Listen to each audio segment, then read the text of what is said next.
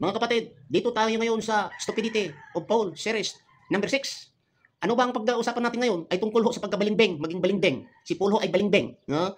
Tingnan mo dito, ang pagkakabalingbing niya, mabasa sa 1 Corinthians 9:20. Sinasabi dito, and to the Jew, I became as a Jew, that I might gain the Jews. To them that are under the law, as under the law, that I might gain them that are under the law.